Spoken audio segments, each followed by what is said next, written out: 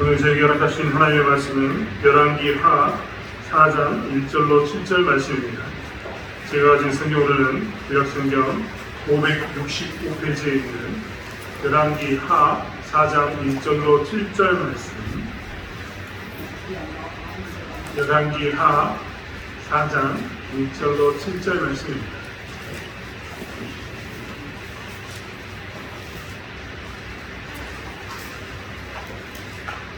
열왕기하 4장 1절로 7절 말씀을 찾으셨으면 한 목소리로 함께 합독하시겠습니다. 선지자의 제자들의 아들 중에 한 여인이 엘리사에게 부르짖어 이르되 당신의 종 나의 남편이 이미 죽었는데 당신의 종이 여호와를 경외한 줄은 당신이 아시는 바니이다. 이제 이중 사람이 와서 나의 두 아들을 데려다 그의 종을 삼고자 하나이다 하니 엘리사가 그에게 이르되 내가 너를 위하여 어떻게 하랴? 내 집에 무엇이 있는지 내게 말하라. 그가 이르되 계집종의 집에 기름 한 그릇 외에는 아무것도 없나이다. 이르되 너는 밖에 나가서 모든 이웃에게 그릇을 빌리라. 빈 그릇을 빌리되 조금 빌리지 말고 너는 내 두 아들과 함께 들어가서 문을 닫고 그 모든 그릇에 기름을 부어서 사는 대로 옮겨 놓으라 하니라. 여인이 물러가서 그의 두 아들과 함께 문을 닫은 후에 그들은 그릇을 그에게로 가져오고 그는 부었더니 그릇에 다 찬지라. 여인이 아들에게 이르되 또 그릇을 내게로 가져오라. 아들이 이르되 다른 그릇이 없나이다 하니 기름이 곧 그쳤더라. 그 여인이 하나님의 사람에게 나아가 말하니 그가 이르되 너는 가서 기름을 팔아 빚을 갚고 남은 것으로 너와 내 두 아들이 생활하라 하였더라. 아멘. 저희는 주일반 여러분을 환영하고 축복합니다. 멀리서 오신 분들이 계십니다. 멀리서 오신 분들 특별히 하나님께서 인도해 주시기 바랍니다. 운전대로 붙들고 오셨을 텐데 하나님께서 모셔서 내 가운데 그의 운전대를 삶을 지켜주시기 바랍니다. 또한 자녀들 중에 지난주에 약속을 지켜서 또 나온 친구가 있습니다. 여러분 축복해 주시고 꼭 격려해 주셨으면 좋겠습니다. 여러 번 누차례 이야기하지만 예배가 우리 삶의 중심이 되길 원합니다. 자본주의, 민주주의, 공산주의, 사회주의, 사실 이 단어 많이 들어봤던 단어인데요. 저도 여러 번 이야기했던 단어입니다. 그런데 이 단어들을 라인을 놓고 같은 것끼리 묶어보십시오 라고 이야기하면 많은 사람들이 잘 대답을 못합니다. 자본주의, 민주주의, 공산주의, 사회주의 많이 들어봤던 말이지만 어떤 것에 의해서 분리되었는지 잘 모르기 때문입니다. 자본주의와 공산주의는 사실 한 쌍의 말입니다.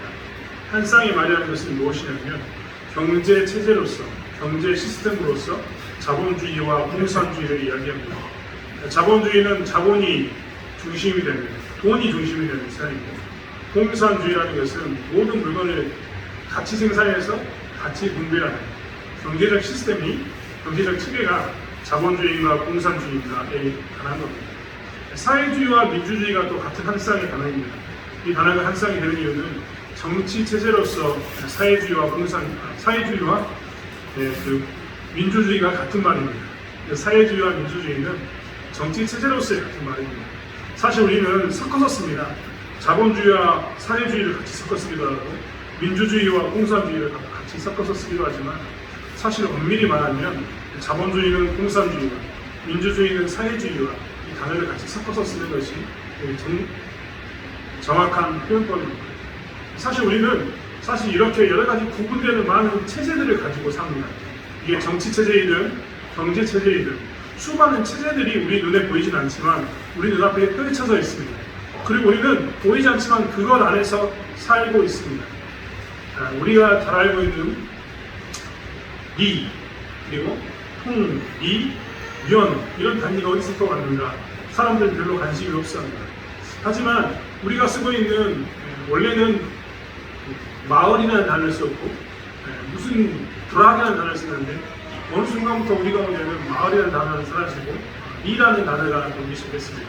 예를 들면 대덕리, 남창리, 용암리 이런 말이 나왔는데 이 리라는 단어가 어디서 또 왔느냐? 사실 우리는 잘 모르고 있었지만 이것은 굉장히 복잡한 정치 체제 안에서 들어온 단어 중에 하나이기도 합니다. 사실 이 단어가 처음 쓰였던 것은 진나라 시대입니다. 진나라로 지금으로 따져보면 아주 오래된 나라입니다. 중국이 최초로 통일했는데 그 통일한 나라가 진나라입니다. 그 진나라를 누가 통일했느냐? 진시황이 통일했는데 진시황 밑에 있던 법을 가장 중요시 여겼던 법가라는 그 단체가 있었는데 그 체제를 연구한 사람도 있었는데 그들이 뭘 했느냐? 진나라를 통일시켰습니다. 그럼 진나라를 어떻게 통일시켰느냐? 그들은 법이라는 것을 가지고 진나라를 통일시켰습니다.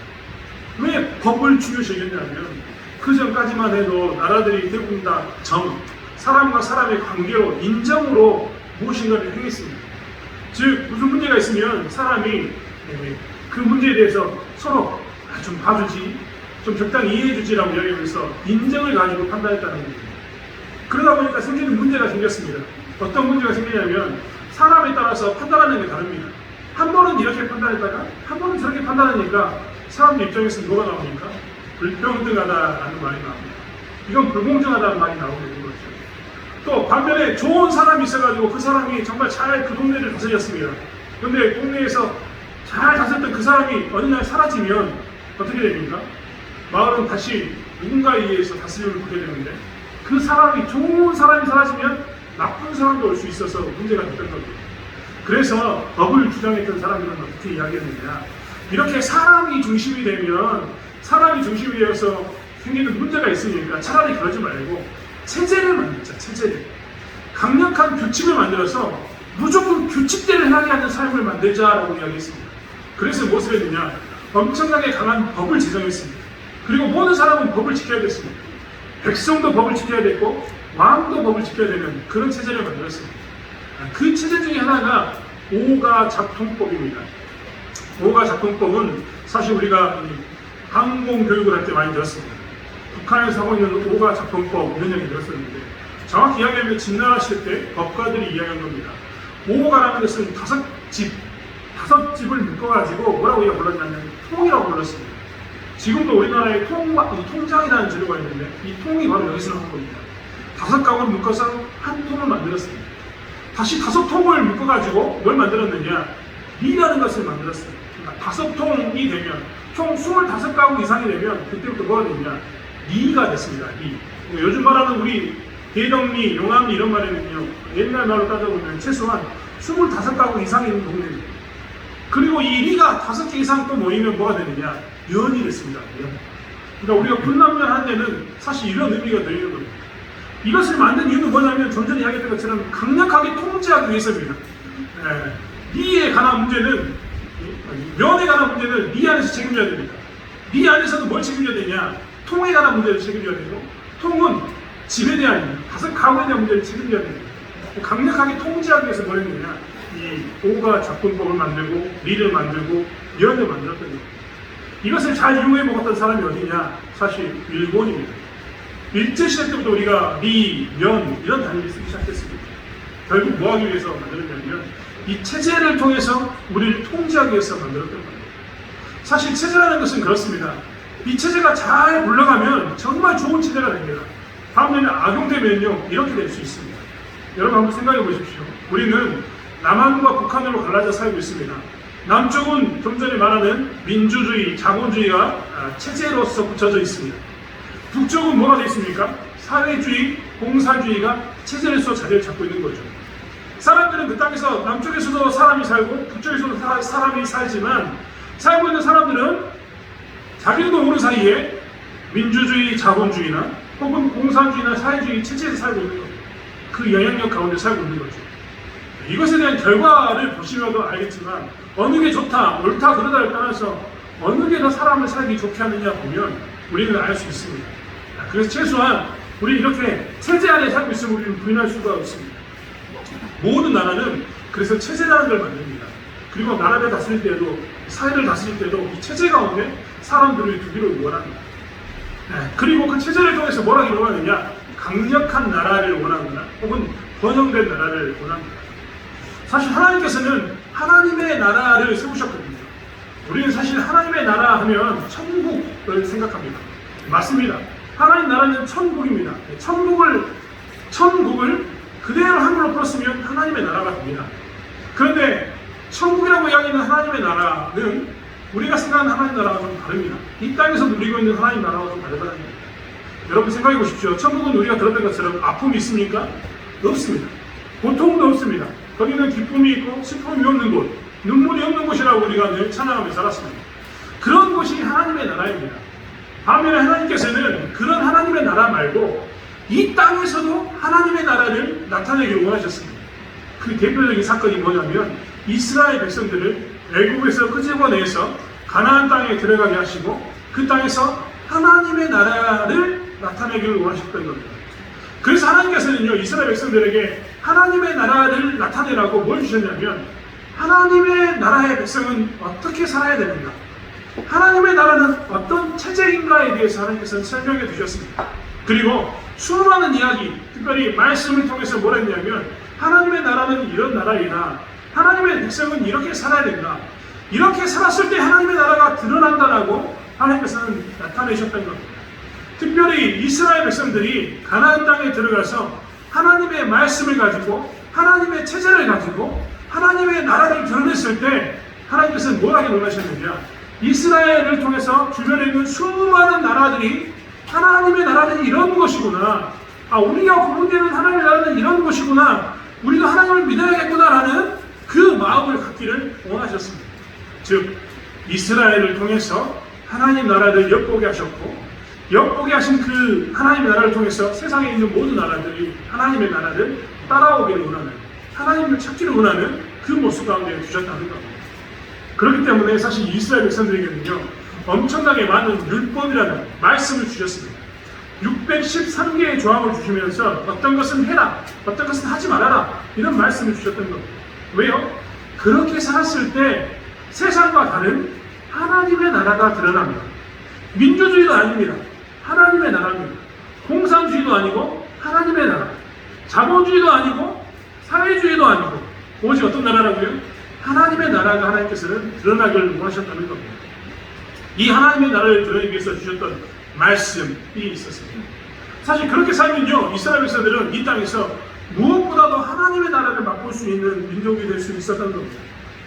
오늘 본문의 이야기도 사실은 그렇습니다. 오늘 본문의 말씀에 보면 여러분 의아해하셨을 겁니다.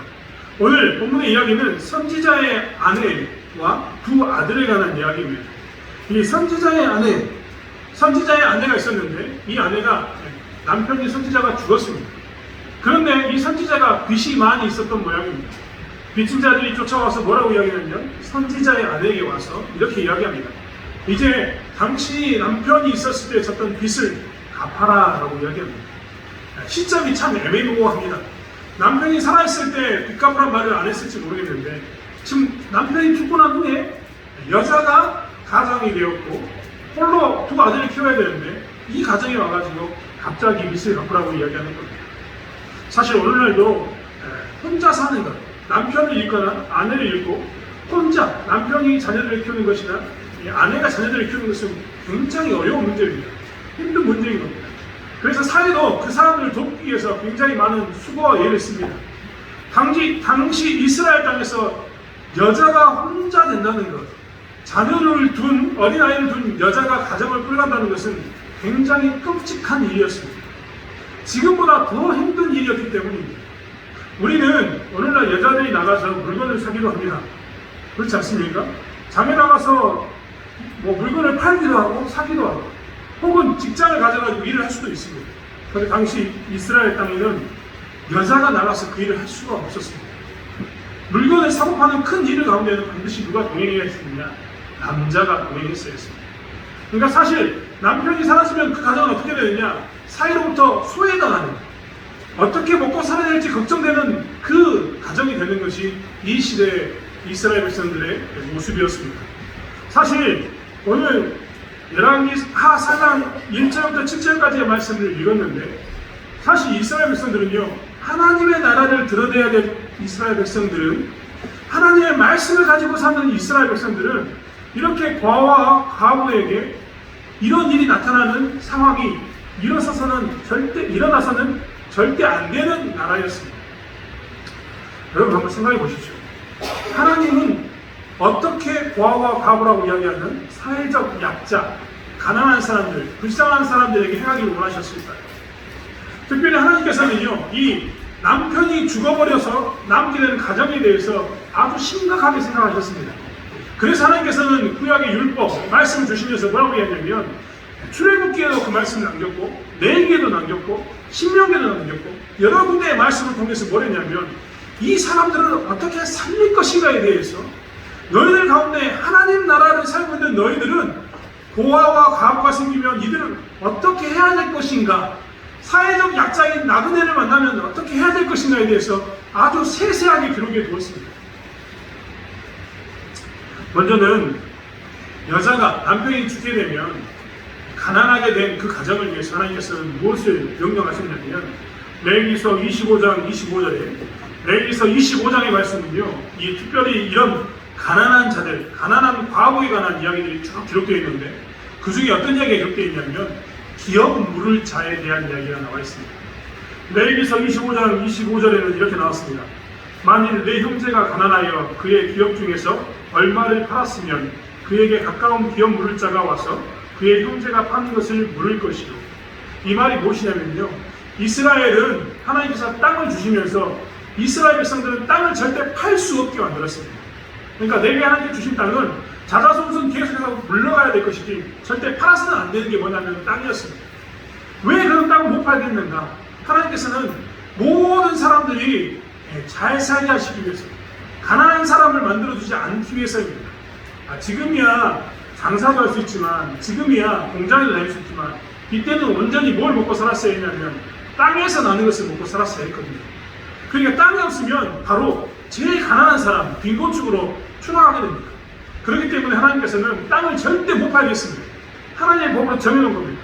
땅을 사서도 안 됩니다. 심지어는 땅의 경계를 옮겨도 안 됩니다. 내 땅과 네 땅이 하나님께서 이렇게 구분해 주셨는데 내 땅을 이만큼 가겠다라고 얘기하는 것도 하나님께서는 금하셨습니다. 그런데 무엇을 허락하셨느냐? 땅을 담보로 돈을 빌리는 것은 허락하셨습니다. 땅을 담보로 돈을 빌린다는 게 좀 어색한 표현일 수도 있겠습니다만, 예전에 영국이 홍콩을 100년 동안 통치한 적이 있습니다. 중국에 땅을 받아가지고 쓴 적이 있죠. 그리고 돌려줬습니다. 전형적으로 이스라엘이 그렇게 땅을 팔았습니다. 땅을 이렇게 임대해 줬던 겁니다. 어느 정도 시간을 임대해 줬느냐? 50년 동안 이 땅을 네가 경작해라. 땅을 팔 수는 없지만 50년 동안 네가 여기서 농사지어도 된다 라고 이야기하면서 자기의 땅을 이렇게 주었던 겁니다. 그러면 그 돈을, 그 땅에 대한 소득을 빌려줬습니다. 그런데 돈을 빌려 쓰다가 돈이 없어지면 이 가난한 사람들은 어떻게 될 것 같습니까? 50년 동안 땅을 빌려주면 자기는 이제 돈을 잃어버리고 나면 먹을 게 없지 않습니까? 이런 사람들을 대비해서 하나님께서 레위기서 25장에 기록했던 겁니다. 만약에 누가 땅을 빌려서 돈을 빌려 썼는데 네 형제가 장사라든 뭘 해가지고 돈을 다 잊어버렸다. 그러면 그 사람은 앞으로 50년 동안 가난하게 살아야 되는데 그 사람이 생기면 어떻게 해야 될 것인가? 레위기서 25장 25절은 그때 네 형제가 그렇게 가난해지면 네 기업 중에서 얼마를 팔았으면 가까운 기업 물을 자가 와서 그 형제가 판 것을 물러줘라 라고 이야기했습니다. 지금 뭐라고 이야기하냐면 주변에 부자인, 돈이 좀 더 많은 사람이 어떻게 하라고요? 형제가 그 땅을 사가지고 누구에게 주라고요? 그 형제에 돌려줘라, 이런 이야기가 나왔습니다. 그러니까 그 사람이 영원히 가난하게 살지 못하도록 어떻게 되냐면 하나님은 주변에 있는 형제들이 돈 있는 사람에게, 돈 있는 형제가 그 땅을 사서 그 가난한 사람에게 사주기를 원했던 겁니다. 저는 10분 이 말이 이해가 됩니다. 왜 이해가 되냐면 자식을 낳아서 키워보니까 그렇다는 겁니다. 자식을 낳아서 키워봤을 때 다 경험했던 것처럼 첫째, 둘째, 셋째, 넷째가 있습니다. 넷째가 좀 힘들면 부자인 셋째가 좀 도와주면 좋지 않습니까? 당연하죠. 부모 입장에서. 안 그렇습니까? 둘째가 좀 힘듭니다. 그러면 첫째와 둘째가 도와주면 얼마나 좋습니까? 이런 것이 하나님께서 원하셨던 모습이었습니다. 이것을 하나님께서는 레위기의 말씀을 통해서 못 박아 놓으셨습니다. 너희는 그렇게 해야 된다. 해도 되고 안 해도 되는 게 아니라 해야 한다라고 아예 율법으로 정해놓으셨습니다. 이스라엘 백성들은 이렇게 살았어야 했던 겁니다. 반면에 이것만 두셨느냐? 또 그렇지 않습니다. 하나님께서는 또 뭘 주셨냐면 우리가 잘 아는 것처럼 신명기 24장의 말씀을 통해서 무엇을 하셨냐면 이삭 죽기를 할 수 있게 이스라엘 백성들에게 만들어 주셨습니다. 논이 있으면 논에 많은 수확, 가을에 논에게서 수확할 때쯤 되면 이스라엘 백성들에게 뭘 허락하시냐면 가나안 사람들이 이삭 죽기를 할 수 있도록 허락해라라고 이야기한 겁니다. 우리가 생각하는 이삭 죽기는 뭡니까? 옆에 떨어진 것들을 줍는 게 이삭 죽기라고 생각할 수 있습니다. 하지만 신명기에 나와 있는 이삭 죽기는 그런 종류의 이삭 죽기가 아닙니다. 신명기 24장 19절과 21절의 말씀을 보면 뭐라고 하는가? 신명기 24장 19절부터 21절의 말씀 한번 같이 한번 읽어보겠습니다. 지금 제목을 우리 집사님 띄워주셨는데 같이 한번 읽어볼까요? 시작! 내가 밭에서 곡식을 뺄 때 그 한 뭇을 밭에 잊어버렸거든 다시 가서 가져오지 말고 나그네와 고아와 과부를 위하여 남겨두라. 그리하면 내 하나님 여호와께서 내 손으로 하는 모든 일에 복을 내리시리라. 20절 말씀. 내가 내 감람나무를 떤 후에 그 가지를 다시 살피지 말고 그 남은 것은 백과 고아와 과부를 위해 남겨두며 내가 내 포도원의 포도를 딴 후에 그 남은 것을 다시 따지 말고 객과 고아와 과부를 위하여 남겨두라. 이 말씀은 뭐냐면 우리는 이삭 죽기 하면 이렇게 따라다니면서 하나씩 죽는다고 생각하는데 이스라엘의 이삭 죽기는 아예 이런 게 아닙니다. 논이 있으면 논의 한 귀퉁이를 아예 그냥 남겨둬야 합니다. 남겨두면 가난한 사람들이 이 귀퉁이에 있는 곡식을 가져다가 어떻게 한다고요? 먹고 살 수 있는 겁니다. 혹여라도 내가 이 볕다는 한 단을 챙기지 못해가지고 논에 놔뒀으면 그 단을 다시 가져오지 말라고 이야기합니다. 가난한 사람들을 가져가라고 하는 겁니다. 감람나무에 나무를 열매를 땄습니다. 열매를 다 못 따겠습니다. 왜 못 따겠느냐? 가난한 사람들도 감람나무의 소출을 먹게 하기 위해서. 포도나무의 포도를 다 못 따겠습니다. 왜냐하면 일부러 남겨둬야 합니다. 왜냐하면 가난한 사람도 그것을 먹게 하기 위해서. 하나님은 이스라엘 백성들에게 있어서 이 사회적 약자라고 이야기하는 가난한 사람들, 고아와 과부를 위해서 무엇을 만들었냐면 이런 체제를 만든 겁니다. 절대 고아와 과부가 생기지 않도록, 아니 고아와 과부가 생겨도 그들이 굶지 않도록, 그들이 고통당하지 않도록 삶을 살아가는 데 있어서 지장이 없도록 하신 게 무엇이었냐면 하나님의 방법이었습니다. 심지어는 이스라엘 백성들은 나중에 빛을 못 갚으면 종으로 그 사람들을 데려갈 수 있었는데 종으로 끌려갔던 그 사람들도 어떻게 해야 되냐면 종으로 끌려갔던 그 사람들도 나중에는 풀어주었어야 했습니다. 출애굽기 21장 2절의 말씀은 이렇게 이야기하고 있습니다. 내가 히브리 종을 사면 그는 엿새 해 동안 섬길 것이요 일곱째 해에는 몸값을 물지 않고 나가 자유인이 될 것이니. 이 말이 뭐냐면 네 동료 중, 즉 히브리 사람, 이스라엘 사람이 돈을 못 갚으면 네가 그를 종으로 쓸 수 있다. 종으로 쓸 수 있는데 몇 년만 쓸 수 있다고요? 6년만 쓸 수 있다. 7년이면 그걸 어떻게 줘야 된다? 자, 이렇게 풀어줘야 된다라고 이야기합니다. 이게 하나님의 방법입니다. 절대 종으로서 평생 살지 못하게 만드는 것. 종으로 잠깐 살 수는 있지만 영원히 살지 못하는 것. 가난하게 살지 않는 사람이 나오게 하는 것이 뭐냐면 하나님이 만든 사회의 체제였다는 겁니다. 그런데 오늘 열왕기 하 4장의 말씀을 보면 과부가 이제 종으로 풀려가게 될 상황 가운데 직면하게 됩니다. 여러분 열왕기 하 4장에 있는 과부는 어떤 과부였느냐? 하나님의 선지자의 제자였습니다. 즉 하나님의 종이었던 겁니다. 오늘 4장 1절의 말씀은 뭐라고 이야기했냐면 당신의 종이 여호와를 경외한 줄을 당신이 아시는 바니이다. 이 종은 그냥 종이 아니라 여호와를 경외하는 종이었습니다. 하나님을 열심히 섬겼던 종이라는 겁니다. 이 종이 죽고 난 후에 빛이 생긴 겁니다. 빛이 왜 생겼는가? 이 문제를 지금 생각하지 말고 아무튼 하나님을 열심히 섬겼던 이 선지자가 어떻게 되느냐? 선지자의 가정이 이제 종이 될 처지가 된 겁니다. 이런 일이 사실 이스라엘 땅에서는 절대 있어서는 안 됩니다. 아까 이야기했던 것처럼 뭐가 있습니까? 하나님의 율법이 이것을 금하고 있기 때문입니다. 오늘 하나님께서는 열왕기하의 말씀을 통해서 선지자의 종, 즉 선지자의 가정이 이런 위급한 상황 가운데 놓여있다라고 말씀하고 있습니다. 선지자의 가정, 이스라엘이 어떤 나라입니까? 하나님의 나라이고 하나님의 말씀을 가지고 사는 그 나라입니다. 그 나라는 어떻게 살아야 되냐? 말씀대로 살아야 되기 때문에 하나님의 종들에 대해서는 특별히 더 잘 섬기는 곳이 어디였냐면 이스라엘 땅이었습니다. 그런데 이스라엘 이 땅에서 하나님을 섬긴다고 했던 이 땅에서 하나님의 종의 아내가, 종의 자식이 종으로 팔릴 정도면, 이들이 종으로 팔릴 정도면 하나님의 종이 아닌 일반 백성들은 어떻게 살았겠습니까? 일반 백성들의 삶은 더 피폐하고 더 힘든 삶을 살았던 것이 이 당시의 삶이었습니다. 그러면 하나님께서는 열왕기하 4장에 있는 말씀을 왜 하셨을까? 오늘 이 말씀을 왜 하셨는가 우리는 생각해 보지만, 우리가 성경을 읽을 때마다 제가 늘 말씀드립니다만 원독자를 꼭 기억해야 됩니다. 이 말씀을 처음 받았던 사람은 누군가? 이 말씀을 처음 읽었던 사람은 누굴까를 생각해 봐야 됩니다. 우리는 이 말씀을 성경을 통해 받았지만 이 성경을 우리보다 더 먼저 받았던, 처음 받았던 사람들이 반드시 존재합니다. 여러분 성경책 읽으면서 열왕기와 역대기를 읽으면서 궁금하지 않으셨습니까? 열왕기는 늘어선 열자 왕자입니다. 왕들의 이야기를 쭉 기록해 놓은 게 열왕기입니다. 역대기는 뭔지 아십니까? 역사, 기록할 역자에다가 대대자입니다. 그러니까 뭘 기록했냐면 왕들의 계보를 쭉 기록하면서 썼던 책입니다. 말만 다를 뿐입니다. 열왕기, 역대기 말만 다른데 내용을 보면요, 내용이 비슷합니다. 똑같이 사울의 이야기가 있고, 똑같이 다윗의 이야기가 있고, 똑같이 솔로몬의 이야기가 있고, 똑같이 19명, 21명의 왕 이야기가 들어있는 것이 어디냐면 열왕기와 역대기입니다. 그런데 왜 하나님께서는 두 개의 말씀을 이렇게 우리에게 주셨을까요? 열왕기를 주시고 역대기를 왜 주셨을까요? 이것은 듣는 사람이 다르기 때문입니다. 원독자가 달랐다는 겁니다.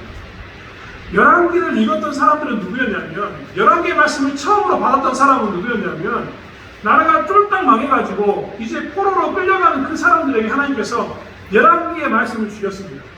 열왕기의 말씀을 통해서 뭘 주셨냐면, 너희들이 왜 이렇게 포로로 끌려가는 줄 아니? 너희들이 하나님의 나라에 있는데 왜 망했는 줄 아냐? 하나님의 성전이 있었던 나라에 있는데 너희들이 왜 망했는 줄 아냐? 이 이야기를 기록해 놓은 게 열왕기의 말씀입니다.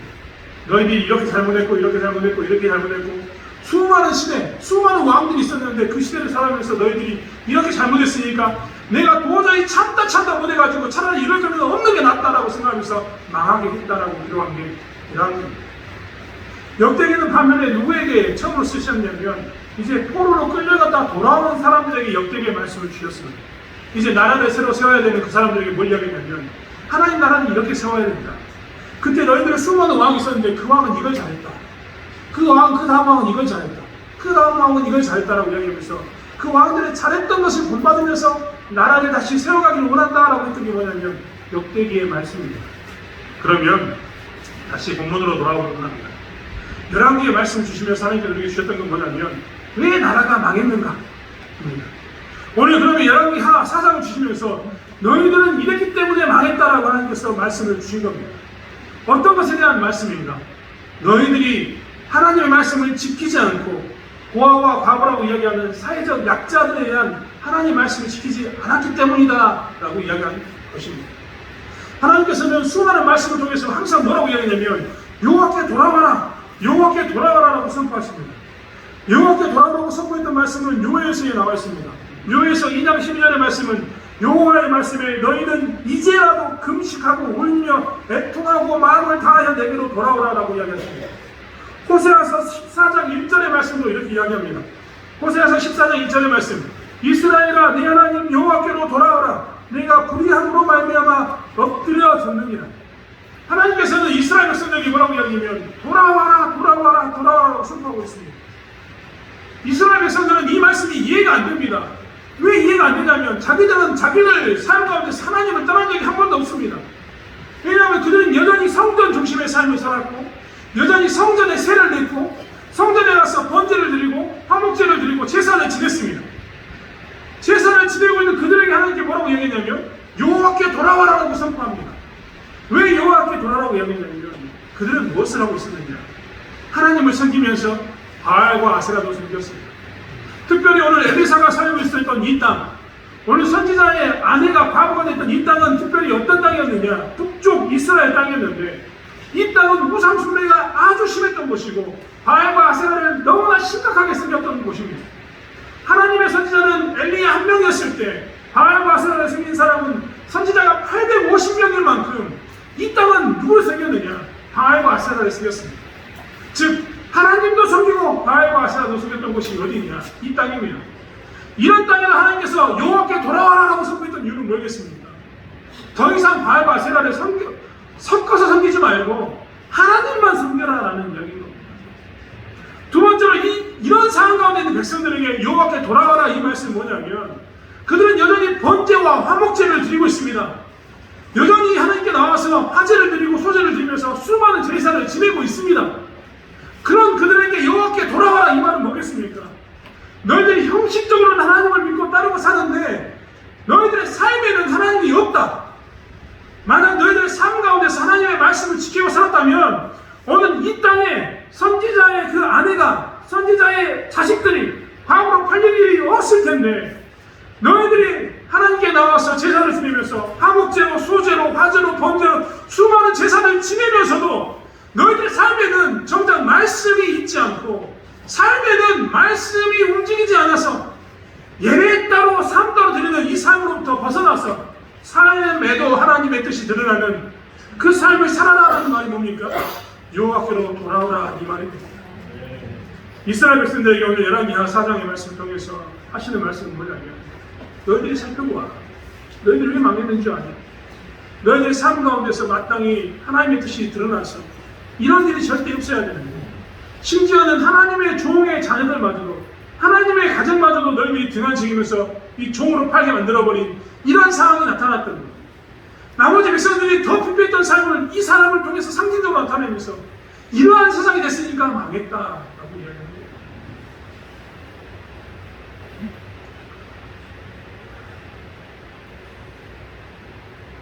오늘 선지자의 아내에게는 무엇밖에 남지 않았느냐?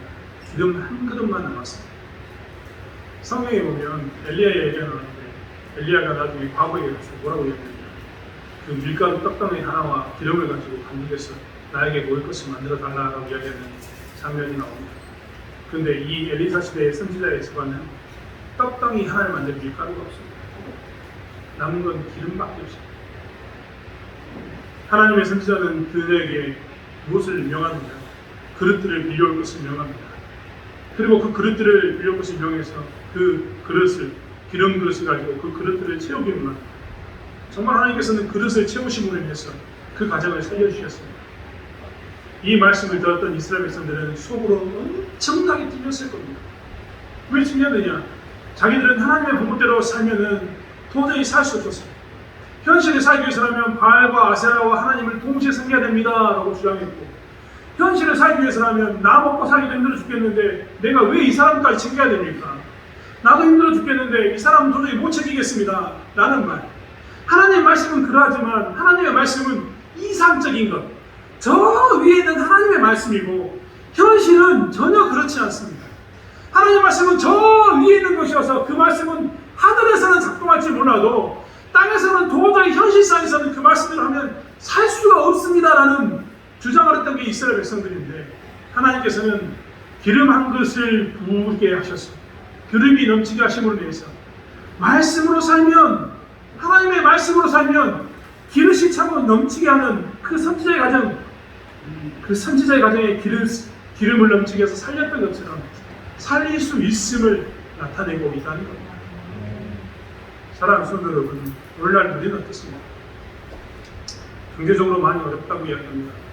재난지원금이 아니면 살기 힘들다고 이야기하는 시대가 되어버렸습니다. 그래서 재난지원금을 전 국민에게 줄 것인가, 조금 80% 일부 국민에게 줄 것인가 고민합니다. 심지어는 재난지원금이 언제 나오냐라고 이야기합니다.